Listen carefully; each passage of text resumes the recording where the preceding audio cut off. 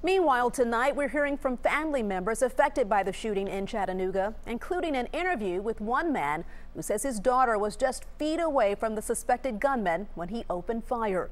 News Channel 5's Jason Lamb joins us tonight with the exclusive interview. Jason, tell us, how's his daughter doing? Well, Shannon, she's trying to get back to some kind of normalcy tonight after hearing so many gunshots at that second shooting location on Thursday and realizing she could have easily been among one of the victims. Tonight, her father's words in this exclusive interview.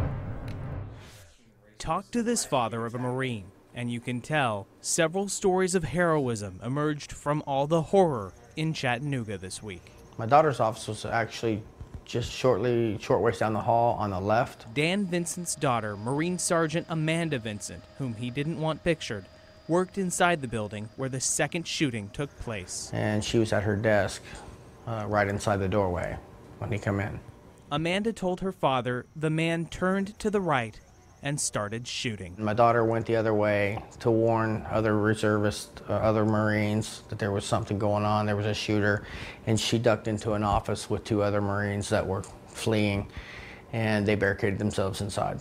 Dan says Amanda has recounted the terror several times, knowing that one turn the other way could have meant an entirely different story. She's mentioned many times, you know, if he would have went to the left, she wouldn't be here today because she was sitting right there and she would have been the first target. But Dan says aside from the heartbreak, true heroes showed what they were made of on the field of battle. The story of the valor and the leadership and all the stuff that may or may not be out there. Particularly the story of Gunnery Sergeant Thomas Sullivan, who managed to escape the gunfire inside the building, but went back in after realizing other Marines were still inside. I believe in my heart that he did save others because I think the shooter would have went through the building and found the people that were trying to hide, trying to get away, that were unarmed. And that brings Dan to the point he says Washington needs to hear.